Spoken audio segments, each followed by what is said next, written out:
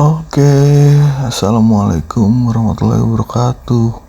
Bertemu lagi dengan saya Sarjana Proyek. Di sini gue akan menjelaskan tips magang teknik sipil untuk jalan raya ya. Tips magang pertama saat magang yang harus diketahui saat kita sudah memasuki proyek, yaitu yang pertama susunan organisasi proyek.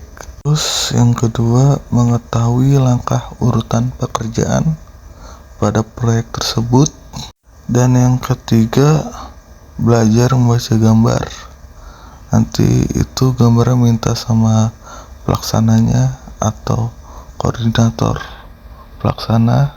Terus setelah itu kita minta gambar, sekalian minta mentahan softfile-nya.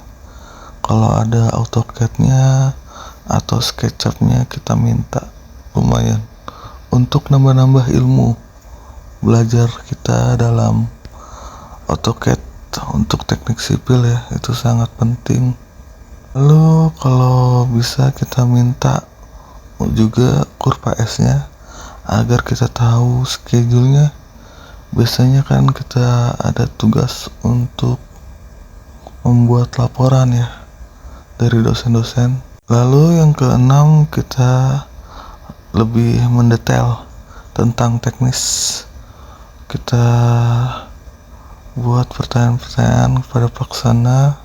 Ya, saat bertanya juga kita jangan saat dia lagi pusing atau riuh dengan kerjaannya.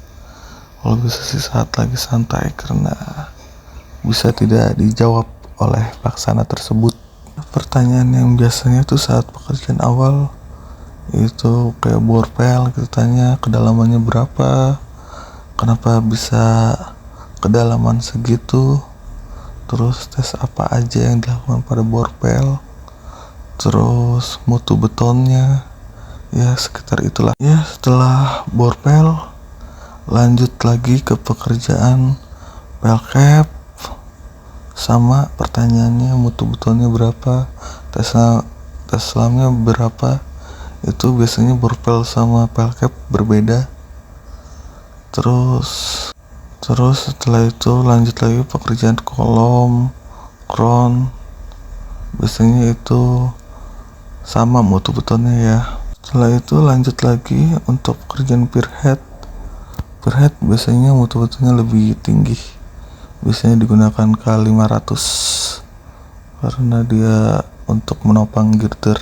Lalu di pier head biasanya juga ada dia untuk stressing, dan pertanyaan bisa fungsinya itu untuk apa dilakukan stressing.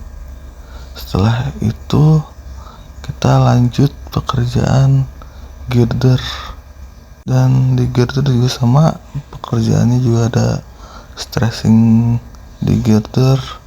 Terus setelah itu lanjut di antara girder dengan girder itu ada diafragma kecil dia. Nah, selanjutnya kita lanjut cor plat lantai. Setelah itu lanjut pengaspalan, lanjut lagi pekerjaan expansion join yang di antara pier head kolom ketemu kolom tuh ada expansion join. Lanjut di sini kita ada susunan organisasi. Nah, biasanya itu yang paling atas di suatu proyek itu ada project manager. Dia membawahi 3 staf, yaitu ada SEM, SOM, dan SAM. SEM itu Staff Engineering Manager, SOM itu Set Operational Manager, dan SAM itu Set Administrasi Manager. Di sini saya membawahi Quality Surveyor, Engineering, Logistik. Terus kalau SOM itu yang ke lapangan. Biasanya anak magang ditaruh di SOM, arahkan ke SOM. Lalu SOM biasanya ngasih anak magangnya ke GSP, suruh untuk belajar ya.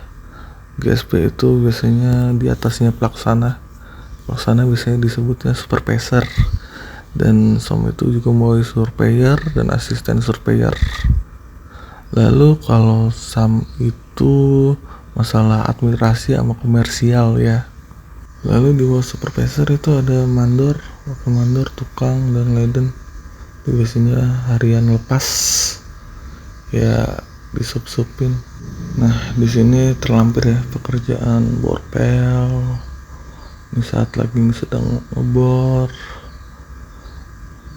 Nah, di sini riwahnya kondisi ngebor. Ini pemasukan besi. Ini cor untuk borpel. Lanjut lagi nih pel cap untuk borpelnya. Lalu kepala borpelnya kita bobok biasanya untuk membuat tulangannya. Nah, ini kita bersihin nih, kita bobok, kita ukur dengan surveyor.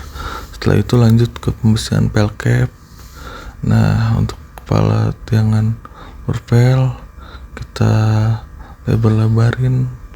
Nah, lanjut lagi ke pekerjaan pel cap. Ini pembersihan pel cap dengan kolom. Nah, di sini jadilah kolomnya seperti ini. Nah, saat pengecoran kolom juga biasanya ada 3 stek nih. Bagian yang pertama stek 1, stek 2, dan stek 3 nya itu kronannya. Nah, ini tampak sudah jadi dengan pierhead. Nah, terima kasih teman-teman. Kayaknya sekian dulu karena waktunya kita mau berangkat kerja. Terima kasih. Dan lupa untuk di subscribe ya.